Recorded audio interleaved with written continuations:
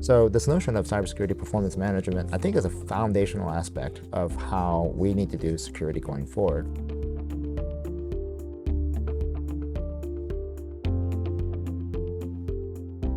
Sunil, thank you very much for taking the time with us. But if we try to narrow down and really pinpoint one of the main challenges, what will it be from your perspective? Well, the main challenge that we have in cybersecurity is that we have such a complex space that involves so many moving parts. And if there's a way to simplify this really complex space into something that is more tangible, more visible, more visceral, I think that's something that we've been lacking for a while. So one of the other challenges that we have in security is this thing that we call silent failures. When we try to practice these security functions, when something doesn't work, it's oftentimes silent. We don't know if it stops working.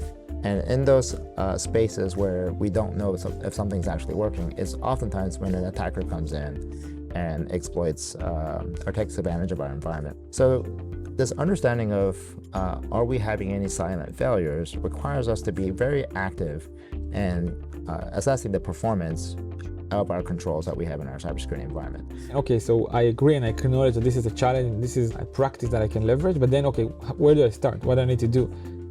How do I implement that? I actually characterize 3 levels of measurement that we can capture. The easiest one maybe being just, have I bought this? So for example, with MFA, have I bought it? Yes. Have I implemented it with administrators or privileged users? Yes. Have I turned on origin binding? No. So if I can understand it to that level, then I have higher degrees of confidence about whatever metrics I get from it. And fundamentally, that allows me to then answer the performance question.